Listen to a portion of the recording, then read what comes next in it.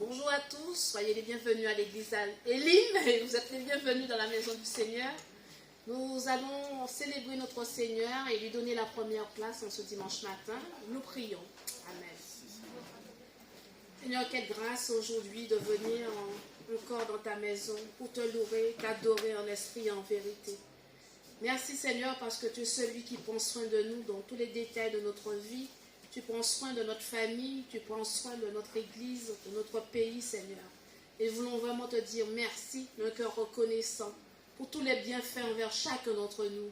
Sois glorifié, adoré Seigneur Dieu, que ton Saint-Esprit soit présent et dirige ce culte que nous te rendons dans le nom précieux de Jésus.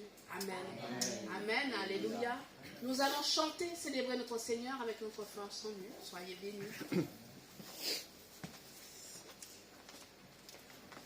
Bonjour à tous, bienvenue à l'église Elim. Je suis très heureux que vous soyez parmi nous ce matin. Nous allons louer notre Seigneur. Je vous demande de vous lever tous. Alléluia.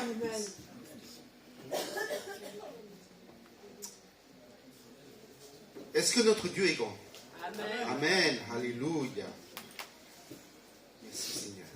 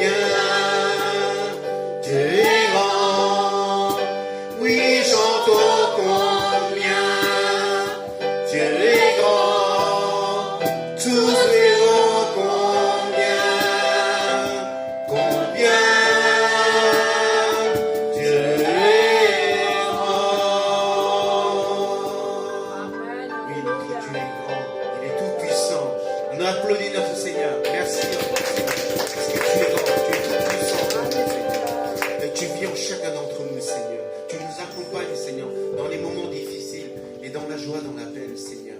Vraiment, Seigneur, sois auprès de nous à chaque instant, à chaque moment, Seigneur. Sois notre consolateur, notre réconfort et notre force. Merci, Jésus. Parce que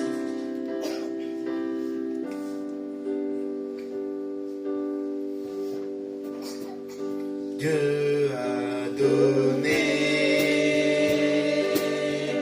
pour nous Jésus, son Fils, venir aimer, guérir, sauver, et par sa mort, il me pardonne.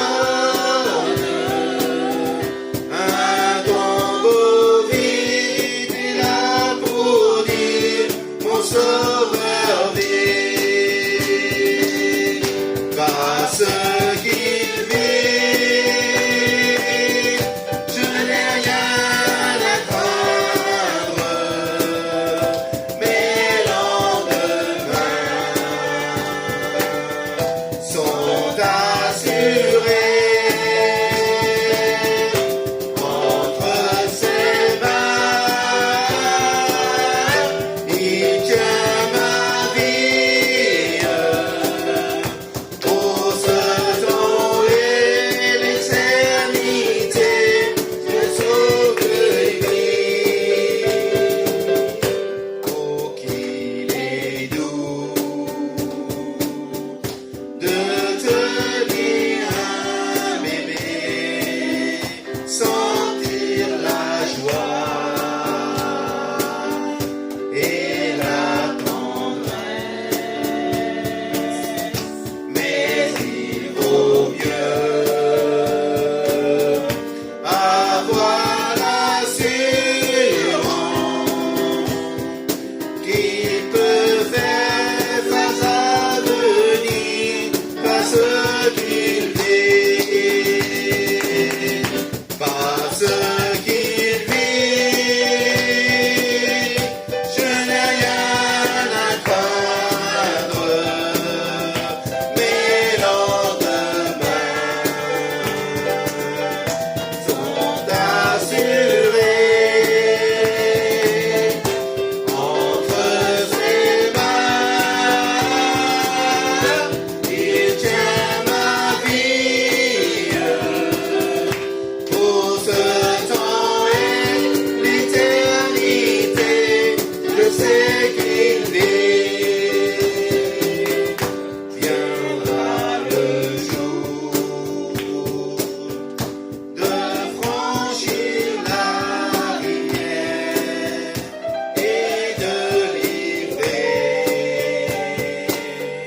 le dernier combat. Mais quand la mort sera ma victoire, oui, je verrai sa gloire et je saurai qu'il vit, parce qu'il vit, je n'ai rien à craindre, mes lendemains sont assurés entre ses mains. Il tient ma vie pour ce temps et l'éternité. Je sais qu'il vit pour ce temps et l'éternité. Mon sauveur vit. Alléluia, merci Seigneur, parce que tu vis, Seigneur. Tu es en nous, en chacun d'entre nous, Seigneur. Seigneur, tu es présent parmi nous encore ce matin, Seigneur. Nous sommes dans ta maison, Seigneur. Que tu puisses nous sonder, nous renouveler encore nouveau en toi, Seigneur. Peut-être nous venons avec un cœur lourd, cœur blessé, où nous avons des manques, Seigneur. Que tu puisses nous sonder, nous renouveler, nous purifier encore ce matin, Seigneur. Parce que tu es là présent parmi nous ce matin encore. Alléluia.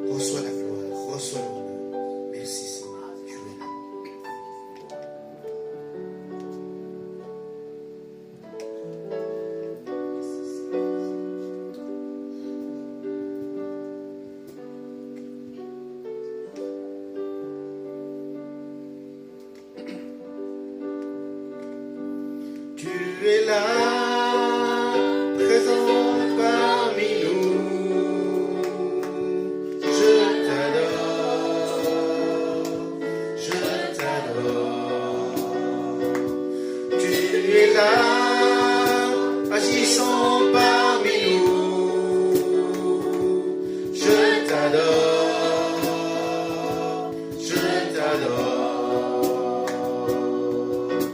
Tu ferais un chemin, opères les miracles, tu tiens tes promesses, lumière dans les ténèbres, mon Dieu, voilà qui tu es.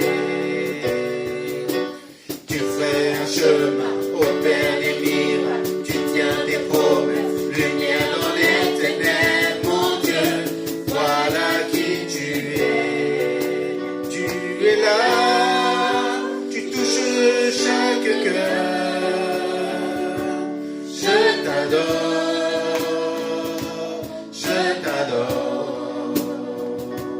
tu es là, tu guéris chaque cœur.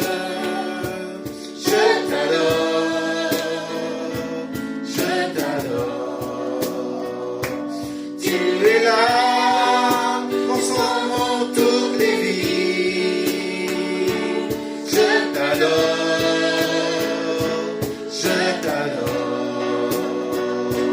Tu es là, tu guéris chaque cœur. Je t'adore.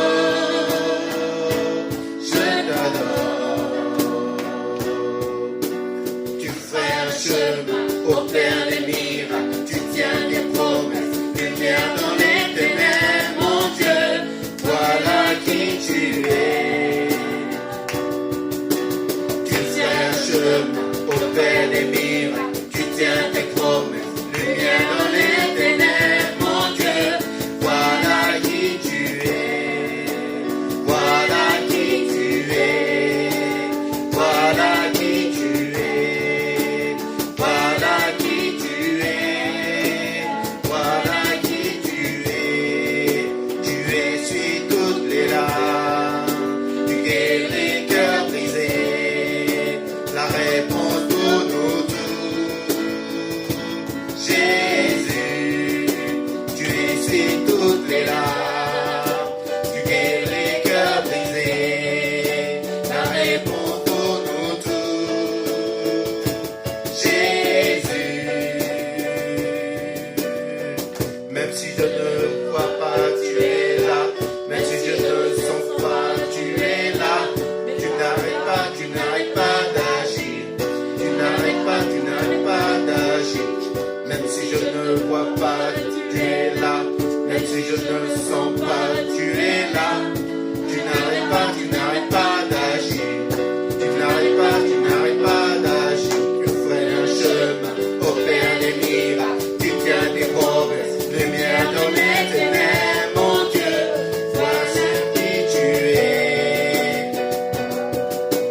Tu ferais un chemin, opères des miracles, tu tiens tes promesses, lumière dans les ténèbres, mon Dieu, voilà qui tu es, voilà qui tu es, voilà qui tu es, voilà qui tu es, voilà qui tu es, voilà qui tu es, voilà qui tu es, voilà qui tu es, voilà qui tu es.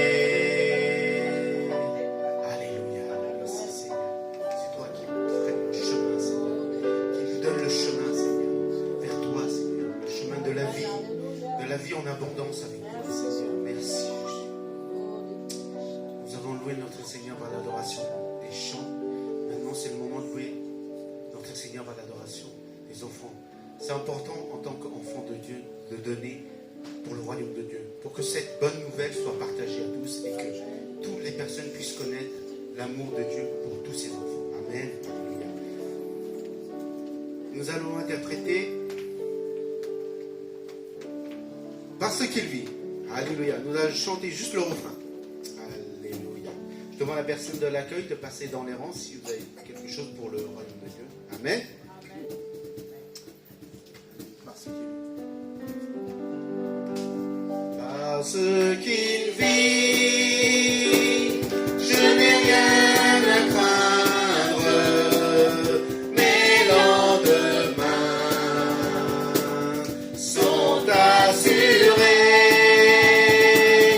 En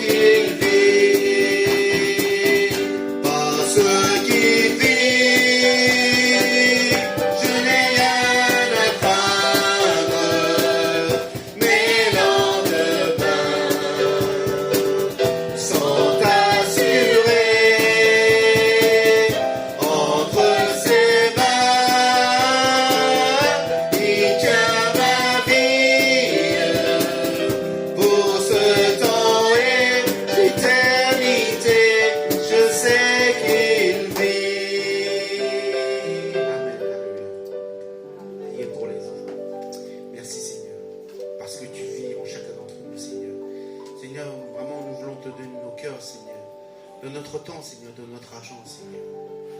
Seigneur, c'est rien par rapport au sacrifice ultime que tu as fait pour chacun d'entre nous. Tu t'es sacrifié ta vie pour nos iniquités, Seigneur. Tu as pris pour nous nos péchés sur la croix, Seigneur.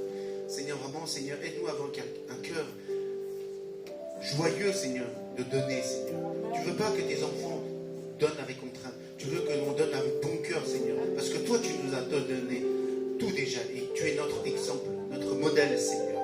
Merci encore, Seigneur, pour ceux qui ont pu donner, Seigneur. Et aide ceux qui n'ont pas pu donner à donner par la suite, Seigneur. Merci encore, Seigneur, de faire fructifier tout ce qu'on va récolter, Seigneur, pour que ton royaume puisse croître encore, Seigneur. Pour qu'on puisse aussi briller dans ce quartier de 13e, Seigneur, pour toi. Merci encore, mon roi, mon Dieu, pour tous tes bienfaits. Nous te prions, nous te remercions. Au nom de Seigneur Jésus-Christ. Amen.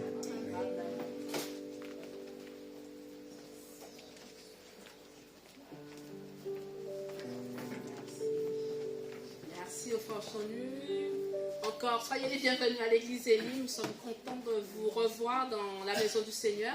C'est toujours une joie de chanter, de célébrer sa bonté à notre égard. Alors l'église Élie, c'est une église des nations dont la devise est d'aimer Dieu, d'aimer la famille de Dieu, de servir les autres.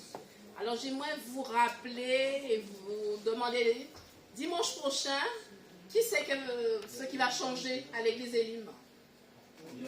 L'heure, ah c'est bien. Très bien. Les horaires. Donc on est invité à venir à 10h30 et non 11h30. 11h30, je pense que vous allez pouvoir pratiquement à la fin de la prédication. Donc et c'est pas le but. On doit vraiment être présent dès 10h30 pour chanter, célébrer ensemble notre Seigneur. Donc important à noter, dimanche on commence le culte à 10h30. Autre annonce, ce dimanche, pour tous ceux qui peuvent, nous allons évangéliser dans le quartier. Donc si vous pouvez rester après le culte et le temps que vous pouvez disposer pour pouvoir évangéliser dans le quartier. Nous avons une autre annonce. Dimanche prochain, nous aurons le parcours des disciples. Donc prévoyez aussi un temps pour rester à l'église après le culte pour continuer le parcours des disciples pour nous permettre encore de grandir dans la parole de Dieu, de encore mieux connaître notre Seigneur. Donc le parcours de disciples dimanche prochain. Et qu'est-ce qu'on doit fêter encore? Le mois de juin, c'est effectivement ce mois, on fête pas mal d'événements. Donc il y a aussi l'événement de la fête de la musique qui aura lieu le 21 juin. Donc cet événement, c'est pour toute la France. Alors pour nous chrétiens, je pense que ce serait bien aussi qu'on puisse célébrer notre Seigneur et chanter les louanges. Donc ce qu'on va vous inviter à faire, vraiment, c'est un vendredi. Donc comme le vendredi, logiquement, c'est le jour de prière ici à l'église Élim. Nous allons ouvrir l'église, nous allons chanter et aussi, je pense, distribuer des prospectus, mais aussi un thé, un café pour tous ceux qui vont passer dans cette rue et surtout évangéliser de façon par les chants pour dire aussi que la maison du Seigneur, c'est une maison vivante. Voilà. Et le prochain rendez-vous de prière pour l'église des églises, c'est le lundi 13, non, vendredi 14. Vendredi 14 juin, à 18h30. Voilà, c'est beaucoup d'événements à noter, mais ils sont aussi précieux pour la bonne marche de l'Église et surtout pour parler de notre Seigneur à ceux qui ne le connaissent pas. Alors, je pense que la sœur Cathy a des précisions. Voilà, pour la fête de musique, on fête l'église. Voilà, pour la fête de musique, l'église Paul et toi de nous inviter de faire ensemble avec eux. Donc c'est merveilleux. Alors, il y aura une répétition le dimanche 11. 9 à 1h30 après le culte. Voilà, ça c'est dans 2 semaines, deux dimanches après. Alors pour ceux qui s'intéressent, on peut me dire comme ça que voilà, ils ont besoin des musiciens, des choristes et aussi des instrumentistes. Pour ceux, si vous pensez que ça vous intéresse de participer avec eux, donc on m'a fait ensemble. Vous me dites un mot comme ça, je vais le dire qu'il y a combien de personnes qui seront là. Voilà. J'invite peut-être Nicolas de faire l'instrument pour faire le cachou. Et puis que les autres choristes, si ça vous intéresse, je comprends qu'en ce moment, il y a beaucoup d'événements. Peut-être on est un petit peu débordé. Mais voilà, donc selon ce que Dieu met dans ton cœur et selon vos forces, la force que Dieu vous donne, vous allez voilà, me dire si vous voulez participer voilà, pour le chant et pour faire autre chose. Voilà. Merci, Sœur Cathy. Donc nous allons donner la place à notre sœur pour le message du jour. Voilà, soyez bénis et à tout à l'heure.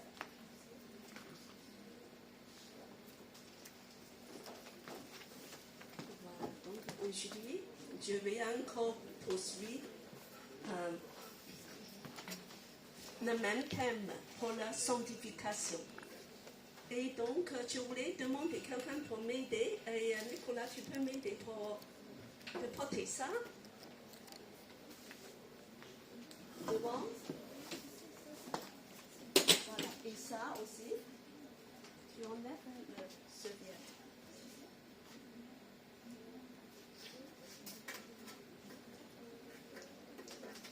Voilà, des bons fruits. Voilà, je vous invite de regarder tous ces bons fruits. C'est succulent. Il faut goûter pour savoir combien il est bon. Et en fait, tu regardes, ça ne suffit pas. Il faut goûter. Il faut vraiment de dire je vais goûter tout ça. Alors donc, aujourd'hui, on a poursuivi avec le même thème, le fruit de Saint-Esprit. Et c'est la période de Pentecôte. Nous parlons de la puissance de Saint-Esprit. Alors, le Saint-Esprit, c'est une super puissance parce que c'est vie en nous. C'est la vie en nous. Et le Saint-Esprit agit puissamment chez tous les croyants. À partir du jour de Pentecôte et principalement pour l'Église. Alors, en fait, quelle est la raison pour la venue de Saint-Esprit pour le Pentecôte? Est-ce que c'est pour nous faire du bien? Voilà, qu'on sent bien, on va sentir vraiment que j'ai une grande puissance. Et en fait, quel est le but? C'est clair, le but c'est de manifester la présence et la puissance de Dieu au monde. C'est Dieu qui a donné le Saint-Esprit avec un but qui est très précis. C'est pas juste de nous faire bien, on a senti bien et on a été excité, on a voilà, de dire que maintenant j'ai une grande puissance et je peux proclamer. Et, voilà, c'est de manifester la présence et la puissance de Dieu au monde. C'est Dieu, il veut, par le Saint-Esprit, faire ça. Alors donc, pour faire ça, le Saint-Esprit, il fait deux choses. Il y a encore autre chose, mais il y a deux choses très importantes. Premièrement, c'est de nous fortifier. Parce que c'est une puissance. Alors, il fortifie les disciples déjà à proclamer l'évangile, n'est-ce pas? Qu'ils puissent parler en langue, ils puissent proclamer, et il y a 3000 personnes qui croient. Et il y a des miracles et des guérisons, beaucoup de choses merveilleuses. Le Saint-Esprit fait ça de fortifier de nous. Aujourd'hui, le Saint-Esprit fait encore ça de nous fortifier. Amen. Voilà. Amen. Il vous dit Amen. Parce que c'est qu'on puisse proclamer l'évangile avec la puissance. Sinon, on est sans puissance. Parce que c'est quelque chose de surnaturel. Alors, deuxièmement, je vais parler quelque chose de très important aussi. C'est de nous purifier, le Saint-Esprit. C'est quelque chose, on peut dire qu'il y a deux perspectives. Le premier, c'est négatif. C'est pour qu'on puisse couper avec le péché. il y a ce chair et de moi, Chanel, qui est dedans moi. Il faut que ça meure. Il faut qu'il y ait une mort qui est entrée en nous. Et ça va être long, mais ça va être définitif. Il va mourir petit à petit. Donc, il y a une mort qui est en nous, qui est en train de se faire. De coupure et aussi de nous donner la victoire dans tous les combats spirituels. C'est le Saint-Esprit qui nous mène d'avoir la victoire. Ce n'est pas seulement avec notre force de morale. On dit qu'on m'a fait un effort, on m'a serré les dents, je ne vais pas faire ceci. Ce n'est pas des choses morales. Il y a une côté surnaturelle. C'est le Saint-Esprit qui agit en nous avec une grande puissance. De nous fortifier, de nous relever, de nous donner cette force d'emporter la victoire. Donc il faut dépendre, dépendre dans le Saint-Esprit. Mais il y a un côté, et très peu d'églises parlent de ça, il y a une croissance et maturité spirituelle qui est progressive. Ça veut dire que le Saint-Esprit, sa vie en nous va développer des fruits. Alors pour développer quelque chose comme ça, il faut combien de mois? Pour quelques mois quand même. Pour mûrir, tu veux dire? Pour mûrir, pour arriver. Au début, c'est quoi? C'est une fleur. C'est une fleur, et après ça tombe. Et après, il va grandir jour après jour. Il faut plus mois. Il faut avoir du soleil, il faut du labeur. Il faut du labeur, il faut du travail. Il faut que de les arroser, il faut enlever de l'herbe. Donc, voilà, ça c'est des fruits. Parce que la vie de chrétien, il y a une croissance. Il y a une croissance progressive. Et il faut que ça grandisse jour après jour. Pour ça, il y a un effort à faire. Et bien que là, ça nous encourage avec une marche de Saint-Esprit. Alors cette croissance, c'est pas évident. On n'aime pas trop. On aime des choses un peu miraculeuses. N'est-ce pas? Voilà, que vite, donne-moi un cadeau. Ça, c'est des dons de Saint-Esprit. Mais il faut travailler dessus. C'est pas nos forces. On dit que c'est trop lent et c'est trop dur. Mais c'est indispensable parce que ça reste pour toujours. Ça reste jusqu'à l'éternité. Tandis que les dons, ça va s'arrêter un jour. Donc, il faut plutôt envoyer au Seigneur, développe ce caractère en moi qui te ressemble. Cette caractère qui te correspond, c'est comme toi, cette gloire de changer de gloire à gloire.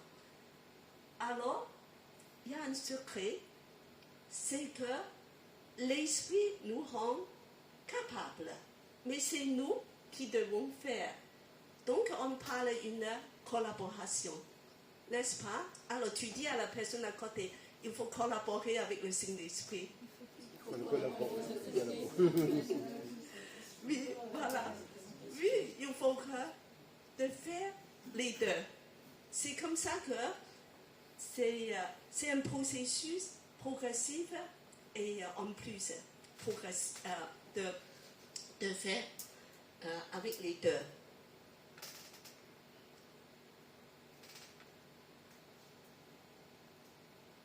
Alors les fruits, c'est bien. Qui aime manger des fruits ici? Pas mal, même.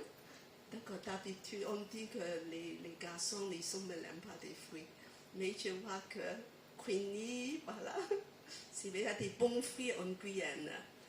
Alors, des fruits de Saint-Esprit, alors on voulait couper en 3 catégories. La dernière fois, j'ai parlé de la première catégorie, il y a 3 fruits, qui est en relation avec Dieu. Et quels sont les 3? Alors, je vais demander vous vous souvenez des 3 filles qui ont une relation avec Dieu. Alors, 5 minutes, tu allais la chercher. Oui. Et Gladys? Oh. Et je sais qu'il y a des gens qui n'ont pas été ici, donc je ne demande pas. Et Timothée? Oui, il y a l'amour, la foi, la paix. Voilà, c'est le premier 3, tout simplement. Qui est en relation avec Dieu. En relation avec Dieu. Et si vous voulez revoir ça, vous allez écouter encore l'enregistrement. C'est très important. Et il y a un fruit qui est en relation avec nous-mêmes. C'est quoi? Quel est le fruit? On peut deviner. Avec nous-mêmes, avec soi-même. Il y a juste un. Alors, on a affiché on a remis au début avec tous ces fruits, comme ça on peut les voir. Encore. La première, voilà. Quel est le fruit qui est en relation avec soi-même? La maîtrise de soi. La maîtrise de soi. La maîtrise de soi. Donc, ça veut dire que pour tout le reste, alors la bonté, la bienveillance, la patience, fidélité, douceur, tout ça, c'est en relation avec Les autres. les autres. On voit que c'est important. Dieu veut qu'on ait une bonne relation avec les autres dans nos comportements, dans nos façons de vivre. Il y a 5 fruits. Il y a 5 fruits. Dans les 9 fruits, alors il y a 5 fruits qui sont avec les autres. Donc on a avancé avec le premier fruit. Je veux parler, aujourd'hui je veux parler avec 3 fruits. Moi, je suis fait par l'ordre parce que j'estime qu'il y a des fruits, on parle souvent, comme la patience, on parle souvent. Mais il y a des fruits, on parle rarement. Donc, je parle des fruits rares, un peu. Alors, une fruit rare, c'est quoi? Grenade. Grenade, oui. Qu'est-ce que c'est beau? Moi, j'aime bien le grenade. Quand tu coupes dedans, c'est merveilleux.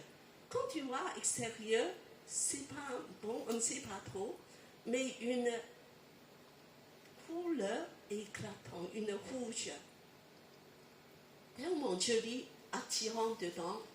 Pour moi, c'est un petit peu comme la nature de Dieu. C'est plein d'attirance. Voilà, je parle de la bonté. Alors, premièrement, on va lire quelques versets pour la bonté de Dieu. Le suivant, le diapo suivant. Alors, j'invite Patricia à lire le premier verset, Psaume 145, 9. Le Seigneur est bon pour tous. Son amour s'étend à tous ceux qui l'a créé.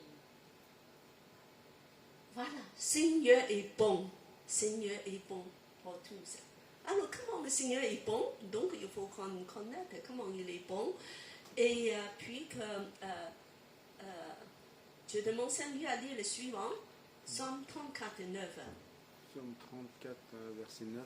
Goûtez et voyez combien l'Éternel est bon. Heureux l'homme qui se réfugie en lui. Goûter, comme le fruit, il faut goûter. Et, waouh, voilà, et combien l'Éternel est bon. Dieu est bon. Alors, on m'a retourné, et en fait, le mot bon. Alors pour nous, on utilise n'importe comment, n'est-ce pas? On dit que, oh, le pain est bon.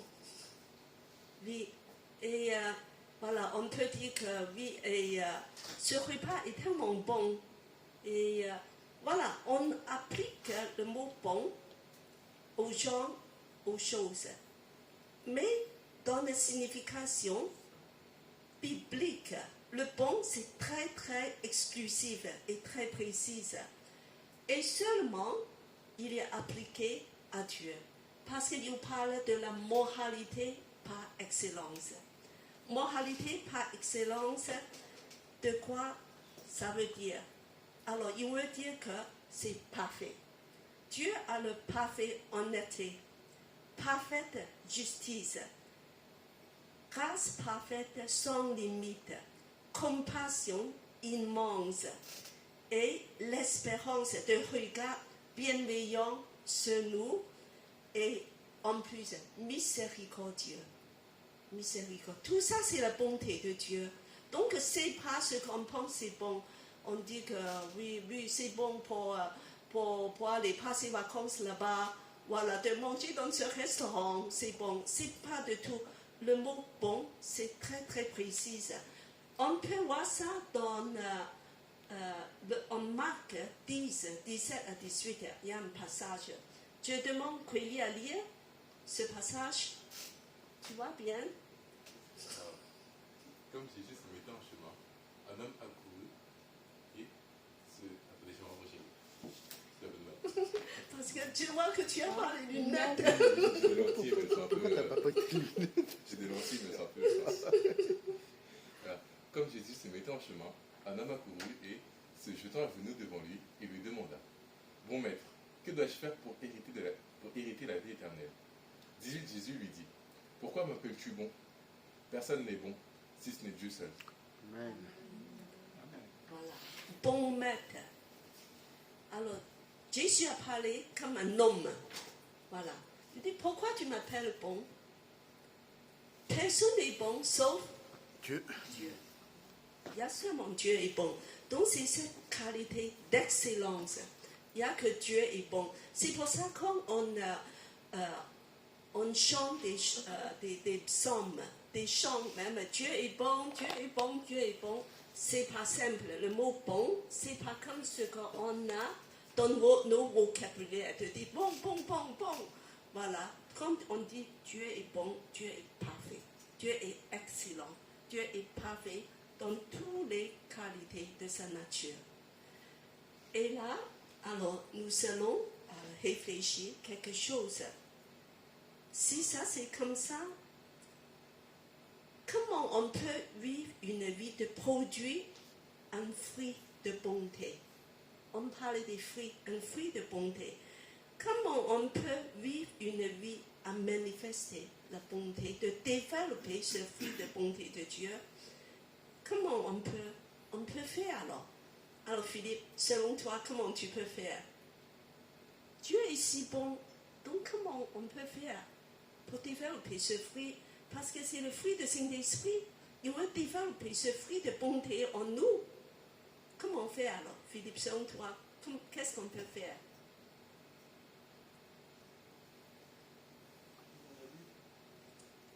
Lire la Bible, ça veut dire à travers la parole de Dieu, de nous faire transformer.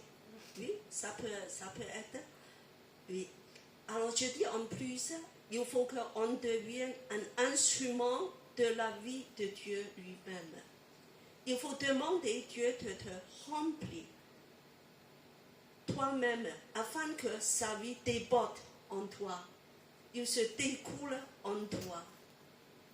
Et comme ça qu'on peut témoigner la bonté de Dieu. Il faut demander Dieu à te remplir de ça. Alors, je te donne un exemple concret, quelque chose comme ça. Je te raconte une histoire. Histoire, voilà, un mystère vivant. Alors, un jour, il y a un homme, il a témoigné devant l'église. Il dit que je crois à Jésus. Et tu sais pourquoi? Alors, comment ça s'est passé? C'est qu'avant, je suis athée. Je crois rien du tout. Et en plus, je méprise la Bible et tout ce qui est de religion. Et je ne suis jamais intéressée par tout ce qui est de Dieu et la religion. Un jour, je suis entrée dans la marine nationale. Bon. Et c'est un petit navire. Alors, je suis enfermée avec un petit équipage, pas grand monde, plusieurs personnes. Donc, je suis obligée de vivre avec 24 heures sur 24, 7 heures sur 7, pendant plusieurs mois. Et dedans, il y a un chrétien engagé. Dedans. Il n'a jamais parlé de Jésus. Il n'a jamais dit un mot de Dieu. Mais ce chrétien, il a manifesté la vie de bonté de Dieu sans jamais mentionner quoi qu'il y a dans la Bible. Or, de dire que je suis chrétien. C'est juste sa vie qui parle. Et cette personne, il a dit que moi, je n'ouvrais pas la Bible, mais j'étais obligé de lire une Bible ouverte tous les jours. Il y a la parole vivante devant moi tous les jours. Alors donc, à la suite de ce épisode de sa vie, il est devenu chrétien. Dès qu'il est entré à terre, donc il est allé chercher une église, de vouloir savoir plus, de s'intéresser, qu'est-ce que c'est ce Dieu. Alors, est-ce que tu es ce mystère vivant? Est-ce que tu confonds le monde avec la preuve que Dieu existe? Et il n'y a pas de sens dans la façon dont tu vis si Dieu n'existe pas. La bonté de Dieu en toi est tellement évidente et étonnante que le monde est convaincu que Dieu est vivant. La bonté de Dieu déborde en toi, il se découle en toi jour après jour, l'heure après l'heure. C'est une vie de bonté, c'est une vie de justice, de honnêteté, de grâce, de bienveillance, de compassion. C'est une vie de pureté. Alors tout ça, c'est tout ça que tu as démontré qu'il y a un Dieu vivant.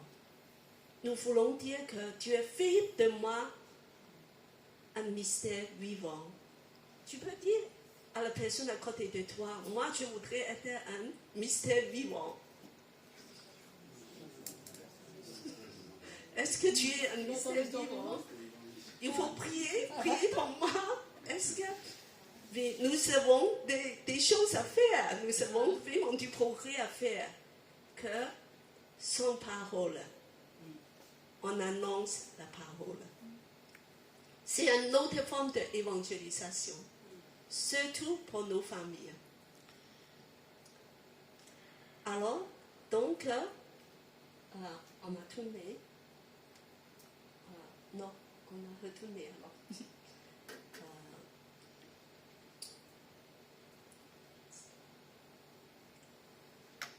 Voilà, on va lire le secret aussi en Galates 2, 20. Alors je vais demander à Bruno à lire.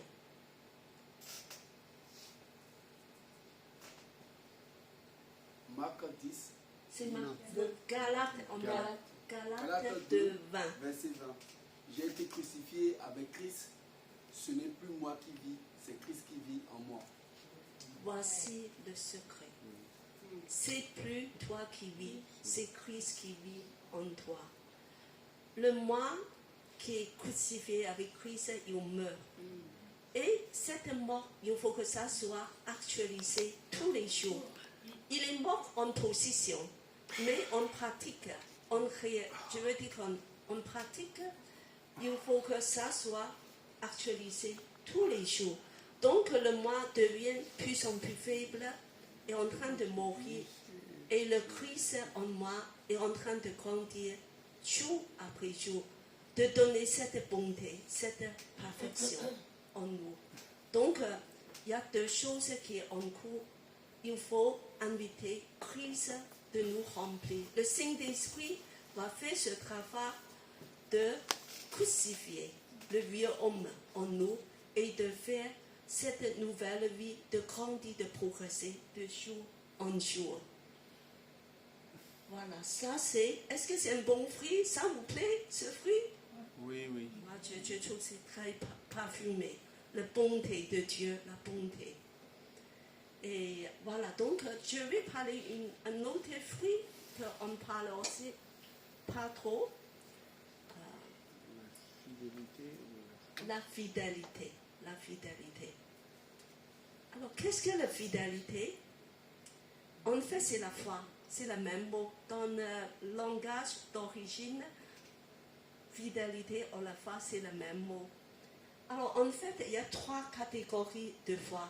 On ne parle pas n'importe quelle foi, on parle de le fruit de la foi. C'est différent d'autres foi. Alors, la première foi, c'est que quand tu deviens chrétien, il y a une foi qui te tient en relation avec Dieu, de marcher avec Dieu.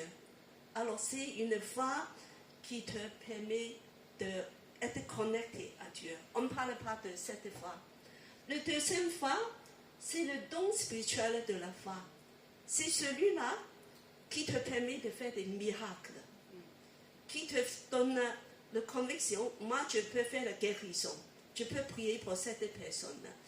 Voilà, devant un obstacle énorme, tu dis que ce montagne sera jeté.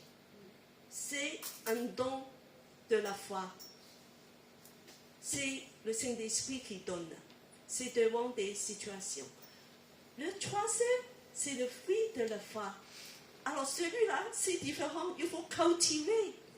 Il faut que ça grandisse. Ça ne vient pas tout seul.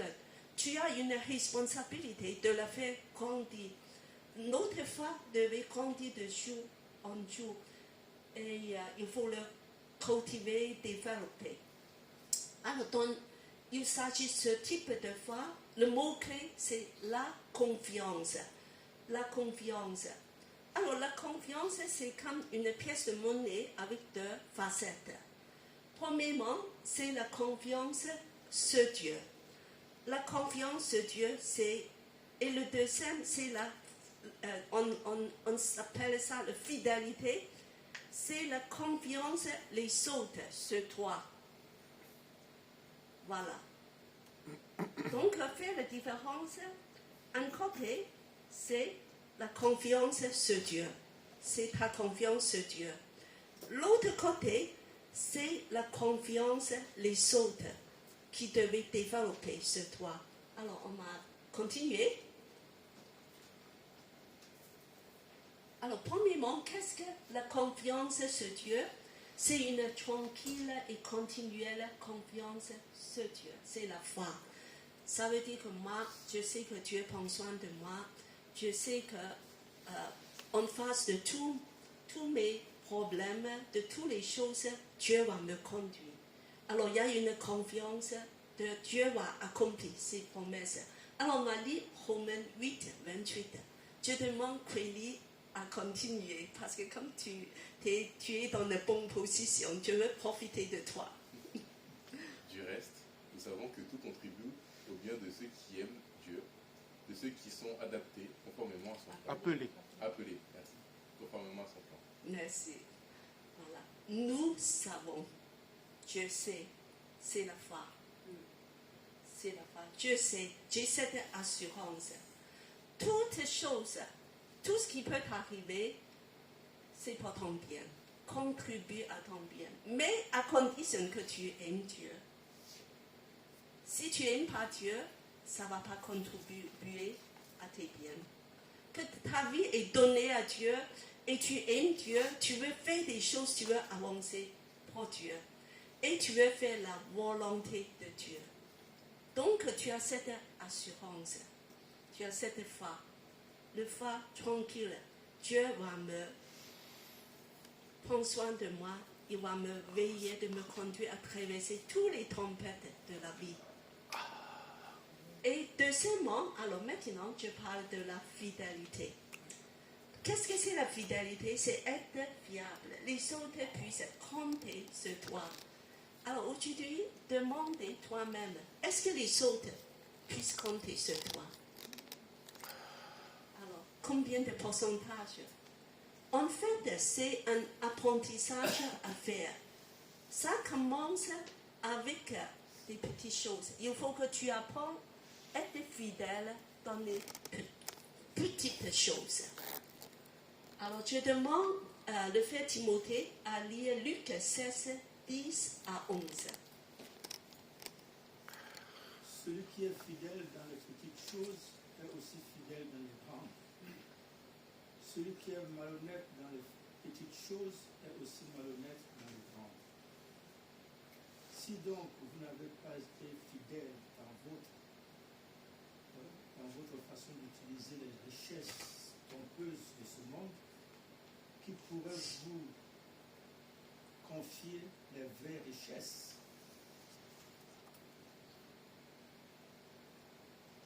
Attends, peut-être tu ne le vois pas très bien, parce que si tu ne vois pas... Alors, je demande à Philippe à continuer. C'est bon, voilà, tu as terminé. Tu as terminé plus vite que tu avais pensé. D'accord, excusez-moi. Alors, donc, c'est très très bien dit de fidèle dans les petites choses. Voilà, c'est la fidélité. Et c'est commencer avec des petites choses et même commencer avec de l'argent. La richesse trompeuse. Est-ce que tu es fidèle avec de l'argent? Alors, Dieu nous demande d'être sérieux. Dieu nous demande d'être fiable. Et Dieu nous demande d'être fidèle dans des petites choses. Alors, je dirais, je vais vous demander quelques questions et vous savez que est-ce que tu es fiable? Première question, est-ce que tu fais ce que tu as promis à ta famille? Tes enfants, tes parents, ton époux ou ton épouse. Par exemple, sortir la poubelle, de faire des courses, voilà, à ta famille. Assez étonnant, on est souvent plus fidèle à nos amis qu'à nos familles. N'est-ce pas? Alors, oui, je vais le faire. Oubliez. Est-ce que tu peux préparer ça? Le toilette ne fonctionne pas. Ça peut rester comme ça pendant des mois. Voilà, il y a beaucoup de choses. Maman, tu as préparé ça pour moi? Demain, j'ai besoin pour l'école. On oublie. Souvent, c'est avec nos proches. On n'est pas fidèle. À l'église aussi. Oh, c'est l'église. Oh, tu dis ça? Mais j'ai oublié à faire. C'est pas grave, c'est l'église. C'est la famille de Dieu. On va me tolérer. Tu dis que je viens la semaine prochaine de faire ça? Oh, mais j'ai oublié. C'est pas grave. Est-ce que c'est la fidélité? Je crois qu'on se trouve souvent dans ça. Commence avec des petites choses. Commence avec ta famille. Alors, deuxième question. Est-ce que tu es souvent arrivé en retard pour tes rendez-vous, pour l'église? Et Dieu est toujours à l'heure. Il n'est jamais en retard. Amen. C'est pas grave. Je vais au travail, fais mon cœur, jamais en retard, mais l'église, c'est pas très grave. C'est la famille de Dieu. Voilà, Ce n'est pas la fidélité. Dieu regarde toutes ces petites choses. Dieu voit. C'est Dieu qui voit, qui te donne des points. Alors, troisième point. Est-ce que tu es toujours en retard pour tes factures? Je vois qu'il y a des têtes. Moi, je sais que c'est une habitude pour beaucoup de gens de payer le plus tard possible. Avoir jusqu'à la troisième relance. Mise en demeure. Oh non, quand même pas. Ça peut attendre. Savez-vous que ce n'est pas la fidélité? Dieu ne veut pas ça. C'est une mauvaise habitude de payer des factures en retard. Ça, on n'a pas Dieu. Des choses, s'il faut payer, paye vite. Comme ça, tu sais combien ça te reste à la banque. C'est la réalité. Sinon, tu vas, moi j'ai beaucoup d'argent à la banque. Mais beaucoup de choses ne sont pas payées.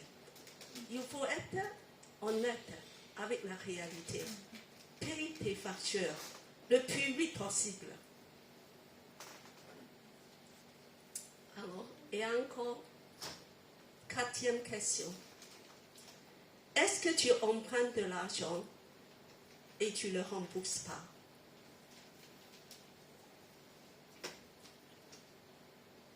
Alors, déjà que je comprends qu'on peut traverser des moments provisoires difficiles. Parfois, on est obligé peut-être de demander d'emprunter d'argent. Mais il faut rembourser le plus vite possible. Il faut surtout pas faire ça comme une habitude. C'est extrêmement dangereux et destructif de faire emprunter d'argent comme une habitude.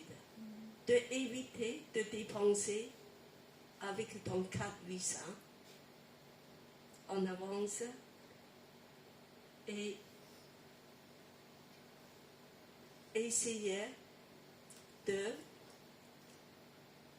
faire de vie avec ce que tu as et de ne pas dépenser au-dessus de tes moyens. C'est vraiment la sagesse. Parce qu'en fait, tu deviens esclave de ton créancier. Tu ne dors plus. Tu auras plein de pénalités à la banque. Dieu veut qu'on vive en liberté et en tranquillité. Si tu fasses tout ça, en fait, tu manifestes. Si tu ne fasses pas tout ça, tu ne manifestes pas la vie de foi de Dieu en toi. La foi, ce n'est pas juste j'ai la foi, j'ai la foi. C'est quelque chose de très pratique de le faire, de honorer Dieu par ta vie actuelle, de travailler honnêtement. Est-ce que tu as l'occasion de travailler? Tu dis que moi, je peux attendre. Je veux encore profiter de quelqu'un et de l'État. Et ce n'est pas la volonté de Dieu non plus.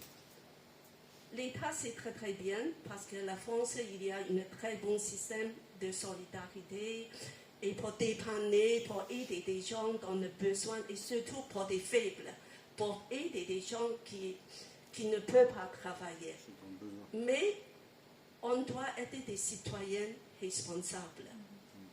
Et c'est la volonté de Dieu.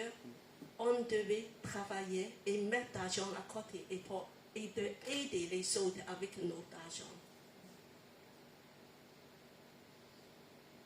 Alors, donc, c'est ici de tout ça, de vivre une vie de fidélité à Dieu, de vivre une vie de fidélité, de ne pas profiter ni de l'État, ni des aides sociales, de dire que Dieu est ma provision. Amen. Dieu me conduit dans une vie active pour que je puisse aider les autres. Je ne dis pas ça de dire qu'il ne faut pas rien avoir. Moi, je comprends qu'on peut être dans des situations difficiles, mais de toujours prier que Dieu aide-moi de pouvoir avancer dans ma vie, que je puisse être indépendant entièrement, que je n'ai pas besoin de l'État. Et Dieu va nous conduire et de travailler et de dire que je vis avec ce que je gagne. Et ça, c'est une vie de fidélité. Alors, tu me dis que tu parles de l'argent, c'est pas spirituel. Et en fait, l'argent est très spirituel, comme on vient de lire. Très, très spirituel, parce que l'argent, ça commence, la fidélité, ça commence dans le domaine de l'argent, dans les domaines matériels. Voilà. Et donc, ce fruit-là, c'est pas très facile de manger, d'avaler. Mais c'est ce que Dieu a prévu pour nous. Voilà, il faut le développer.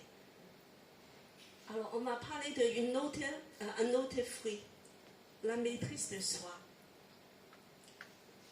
Alors, ça, c'est un fruit. J'ai choisi.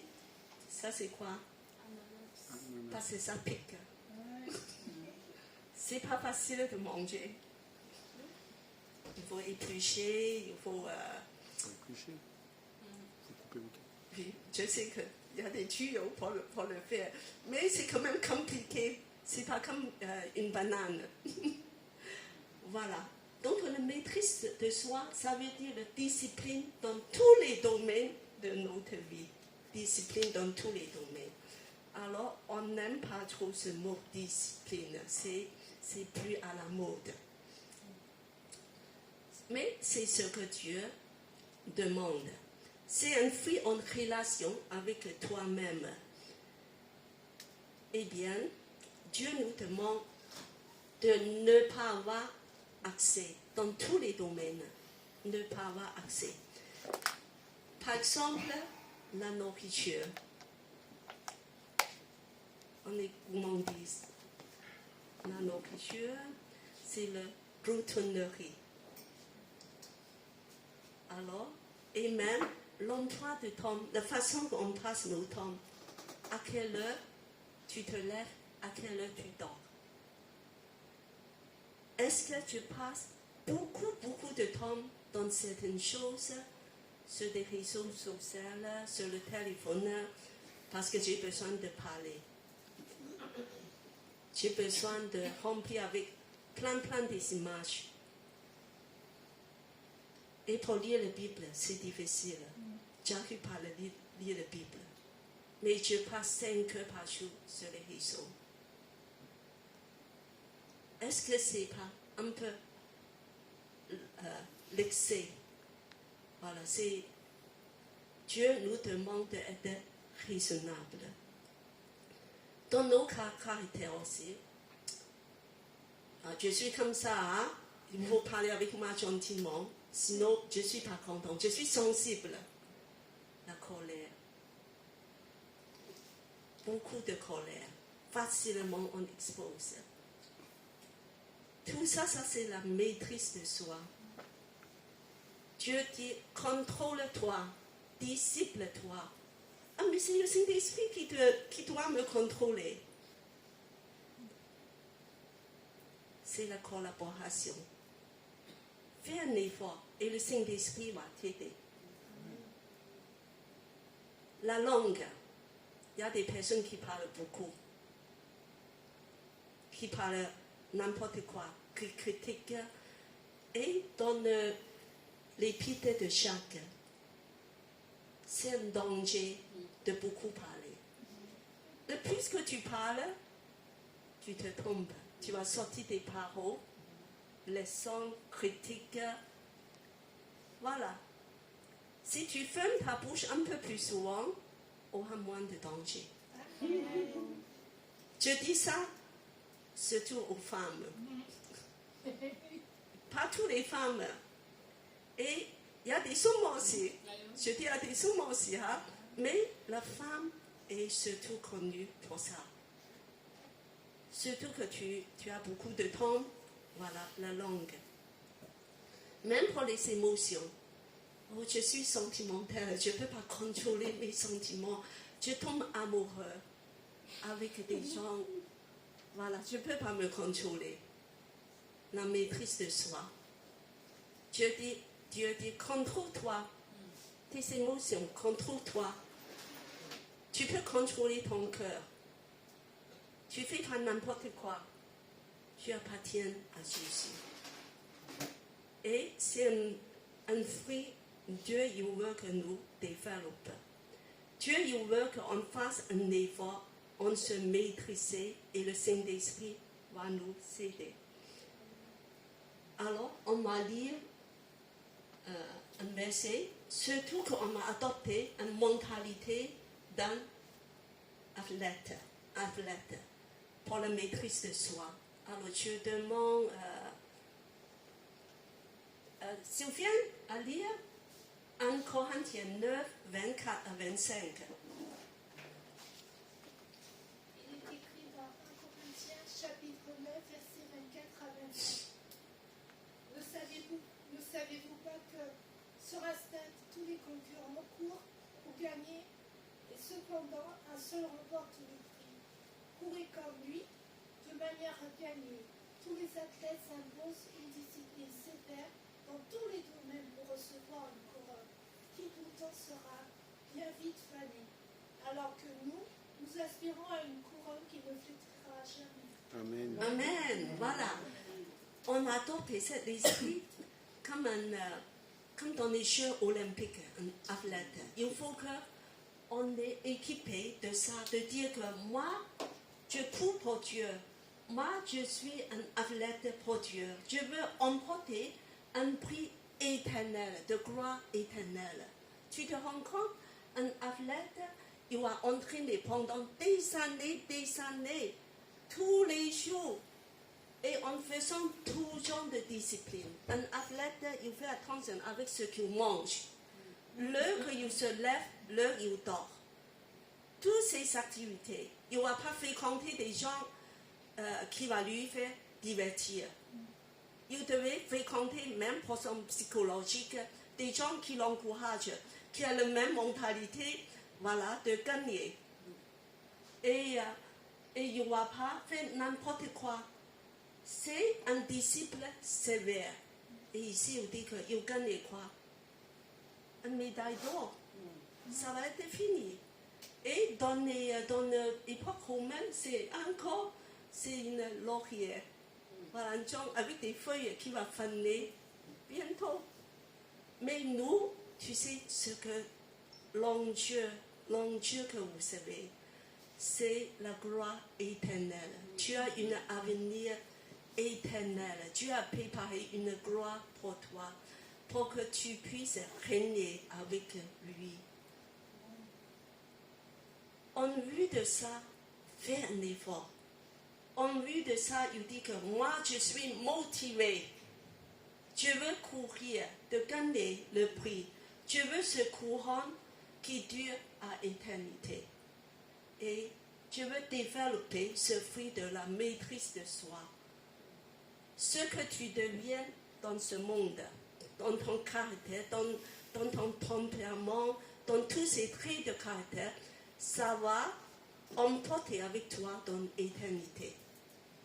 Il va durer pour toujours. Donc, il y a un enjeu éternel. Alors, on a... Attends, je vais regarder, parce qu'il y a encore beaucoup d'autres fruits. Mais ce fruit-là, moi, je trouve que on ne parle pas beaucoup, parce que maintenant, on dit que c'est pas la peine, on fait ce qu'on veut. Il faut développer ce qu'on aime bien. On parle beaucoup facilité. Mais Dieu dit que discipline-toi, contrôle-toi, afin que tu puisses gagner le but, gagner le prix. J'ai préparé pour toi. J'ai un projet pour toi. J'ai des prix pour toi. Tu n'entres pas si tu ne vas pas te discipliner. Tu as des promesses de moi. Moi, j'ai des grands projets pour toi, mais disciple-toi. Essayez de courir vers le but avec l'aide de Saint-Esprit. On peut arriver au but. Voilà. Amen. Amen. Il faut dire Amen. Amen. Voilà. Donc, la maîtrise de soi. Alors, maintenant, on va parler d'autres fruits. Voilà. Je vais passer très vite, parce que c'est des fruits, on parle souvent. Alors, j'ai choisi le kiwi. Une vie qui n'est pas très attirante, mais plein de vitamines. Vitamine C. Donc, c'est un bon fruit. Alors, en fait, la patience, ça comporte deux aspects. Le premier, c'est d'endurer les épreuves. Ça, on a parlé beaucoup déjà, de dire qu'il faut être patient dans nos épreuves, dans nos difficultés. Mais deuxième, on ne parle pas trop, c'est qu'il faut se retenir à venger. Il ne faut pas venger le mal, les autres faits à toi. les autres, tu subis l'injustice, tu subis l'humiliation, tu subis des pertes à cause de ce que les autres font à toi. Alors, il faut être lent à la colère et de se retenir, de dire que moi, je laisse ça dans les mains de Dieu. J'attends comment Dieu il va agir envers cette personne, envers cette situation. Voilà, on m'a lu juste un passage et salut, Gladys, je vais te laisser reposer. Gladys. Lui qui n'a pas commis de péché et dans la bouche duquel on n'aura pas trouvé de tromperie, lui qui insultait ne rendait pas l'insulte, maltraité ne faisait pas de menaces, mais s'en remettait à celui qui juge justement. Amen. Amen. Ça, c'est le deuxième, c'est de retenir à venger. C'est l'exemple de Jésus. À la croix, il dit que Père, pardonne-leur. À ceux qui... Pardonne-leur. Et il y a de tous les gens qui a cloué, qui l'a crucifié, qui insultent. Jésus a fait ça. Donc, il ne rend pas d'insultes. Maltraité, il n'a pas menacé. Il a retenu de faire et il fait seulement remettre toutes choses à Dieu. C'est nos exemples, c'est aussi la patience. Ça, c'est de dire que moi, je vais rester dans la patience. Attends Dieu agit pour moi. Attends Dieu agit pour toi. Alors, le prochain fruit, on va passer vite, c'est des fruits. La bienveillance. Qu'est-ce que c'est la bienveillance? C'est un mot en français, pas trop souvent. Très peu. Très peu. Mais ça, c'est très important d'être en relation avec les autres. Ça, en anglais, c'est plus clair. Kindness. You're kind. Kindness. Voilà. Ça veut dire que tu es gentil, un petit peu comme gentil, mais miséricordieux. De sentir ce que les autres sentent. La Oui. traduction française, même la bienveillance, c'est bien veiller sur l'autre. Oui, veiller c'est sur bien. l'autre, c'est bien veiller sur l'autre. C'est ça la traduction. Oui, c'est bien. Merci, Sylviane qui explique. Alors, en fait, c'est la base de toute relation. On va lire un verset biblique de Luc 6, 31. Philippe, tu peux lire? Et comme vous voulez que les hommes vous fassent, vous aussi faites-leur de même. Alors, Jésus donne juste une loi. Pas 50 lois de dire que tu fais ça avec les autres. Juste une seule. Tout ce que tu veux, les autres fassent pour toi, tu le fais pour eux. Tout simplement, c'est de dire que moi, je fais juste comme ça, c'est que j'aime que les autres fassent la même chose à moi. C'est juste une règle. Je trouve que c'est formidable. Résumé de toutes les relations humaines, juste une seule règle. Tout ce que tu veux, les autres fassent à toi, tu le fais le même. Alors, qu'est-ce que ça veut dire? Ça veut dire que tu donnes généreusement. Tu as aidé les autres, tu veux être miséricordieux, de toucher par les conditions des autres. Tu veux venir à le secours, tu veux sourire. Parce que tu l'aimes, on fait un sourire à toi, n'est-ce pas? Parfois, tu donnes un petit cadeau parce que tu l'aimes bien recevoir un cadeau. Voilà. Et tu veux être courtois, poli, parce que tu l'aimes que les autres parlent à toi, respectueux, pareil. C'est réciproque. Tout ça, juste basé sur cet exemple. Tu n'aimes pas qu'on te critique, n'est-ce pas? Donc, ne critique pas trop. Même, tu l'aimes bien, on t'encourage. Encourage les autres. Premièrement, fais-le. Voilà. Et puis que, surtout pour des jugements et des critiques, fais attention. Être, comment dire, très doux. Parce que le même jugement sera tourné à toi, sera rendu à toi. Si tu es une personne qui est très critique, fais attention, la même chose va t'arriver.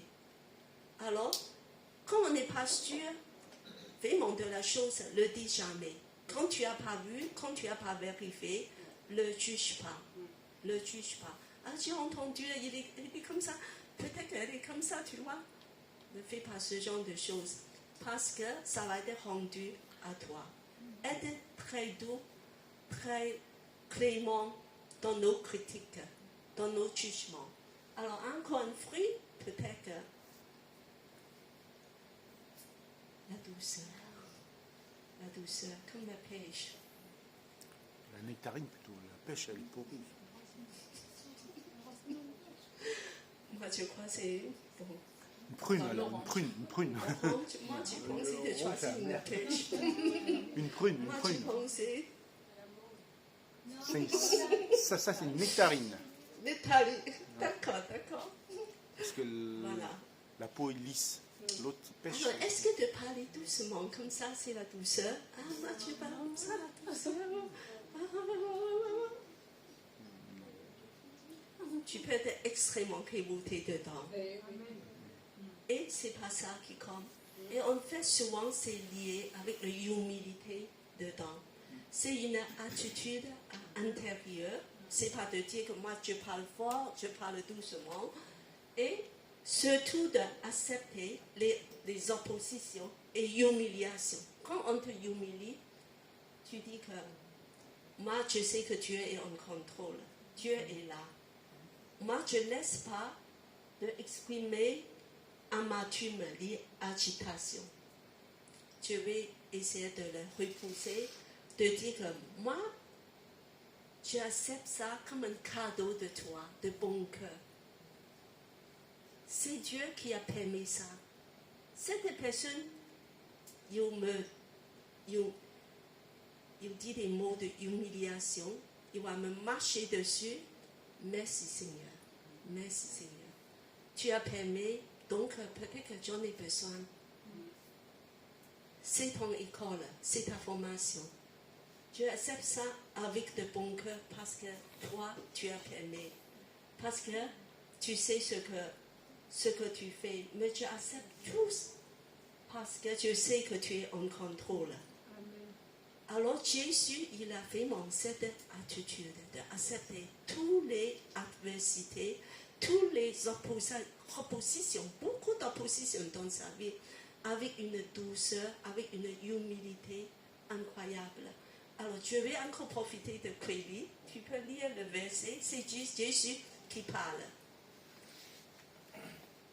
Prenez mon joug sur vous et apprenez de moi, car je suis doux et humble de cœur, et vous trouverez le repos de vos âmes. Amen. Jésus est doux et humble de cœur. Liés ensemble, la douceur et l'humilité. Je suis doux et humble de cœur. C'est pour ça que j'ai du repos. Je peux vous donner du repos aussi. Est-ce que tu as le repos dans ton âme? Ou que ton cœur est toujours agité? Parce que cette personne, il me regarde. C'est le raciste. Voilà. L'autre, il dit un mot comme ça. Voilà. Qu'est-ce qu'il veut dire par là? Alors, le repos. Entre dans le repos de Jésus. Voilà. Et puis, à la fin, je voulais dire que la vie de Saint-Esprit, c'est la vie de sanctification. Tout ça, des fruits, ça demande beaucoup de temps à développer. Dieu, il peut faire des miracles de te donner une bonne en avance, mais ce n'est pas toujours le cas.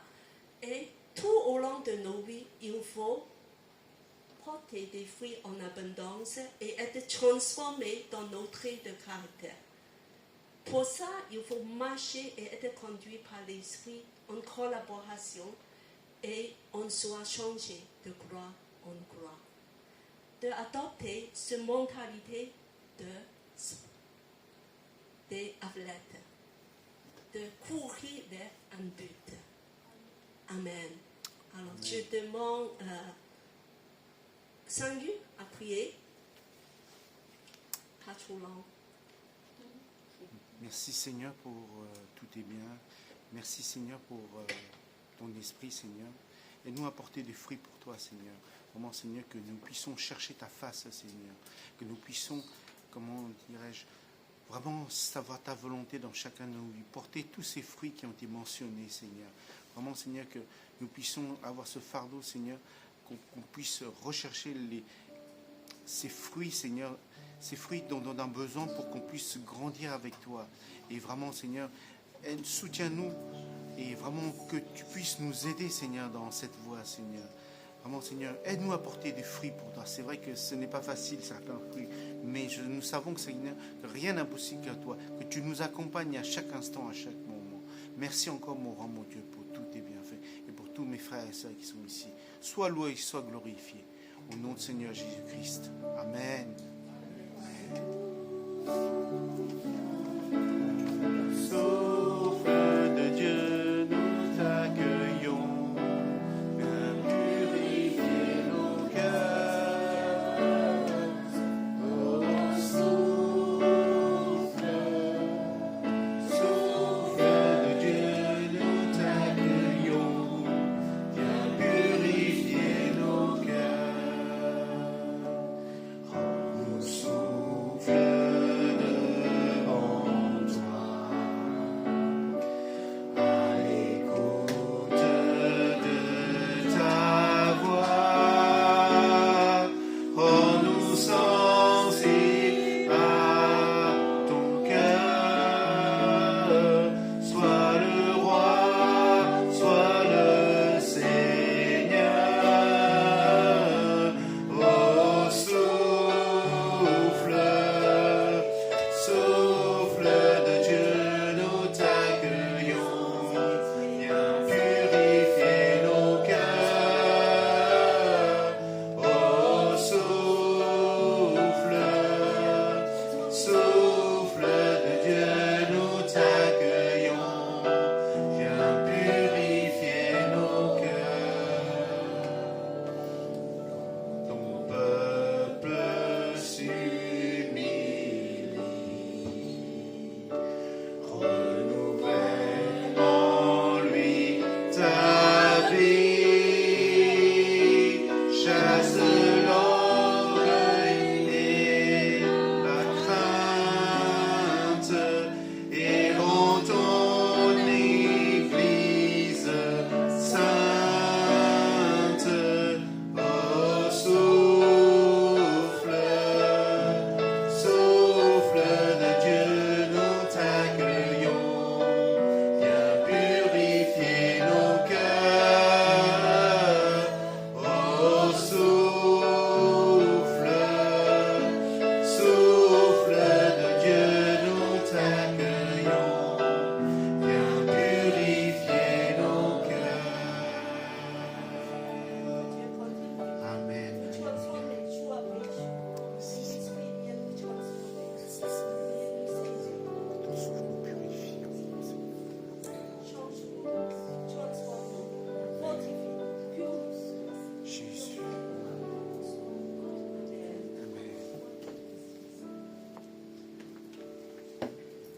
Amen, alléluia.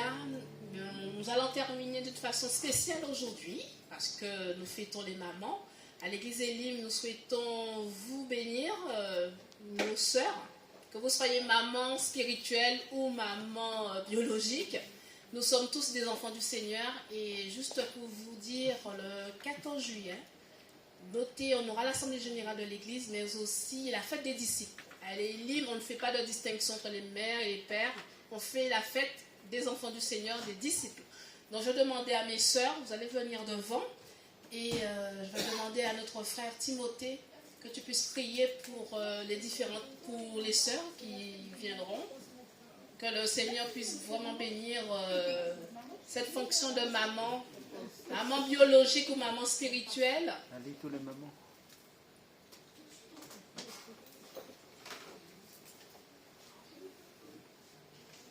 Les mamans, s'il vous plaît. Voilà, ça c'est.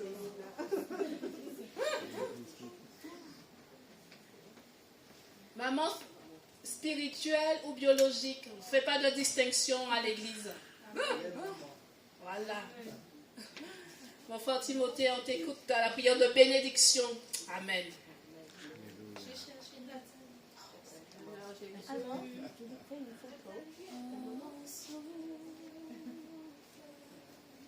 Souffle de Dieu, nous t'accueillons, viens purifier nos cœurs.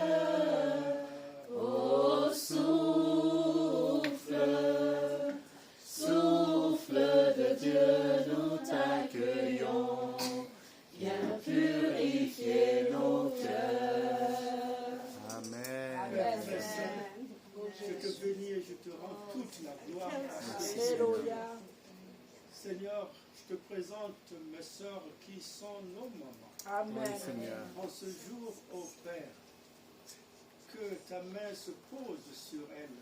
Oui, Seigneur. Donne-leur la force de supporter l'homme que tu as créé dans des familles. Seigneur, donne la joie dans leur cœur. Donne la paix dans leur cœur. Merci, Seigneur, Seigneur. merci Seigneur parce que tu leur donnes à supporter l'homme qui n'est pas aussi facile. Merci, Seigneur. Merci pour tes bienfaits. Alléluia. Ce matin encore, Seigneur, nous voulons t'élever, nous voulons te glorifier. Parce que tu mets la paix dans leur cœur. Amen. Seigneur, que tu sois béni. Alléluia. Au nom de Jésus-Christ que j'ai prié. Amen. Amen. Alléluia. Soyez bénis les sœurs. Bon dimanche, mais bonne fête aux mamans aussi en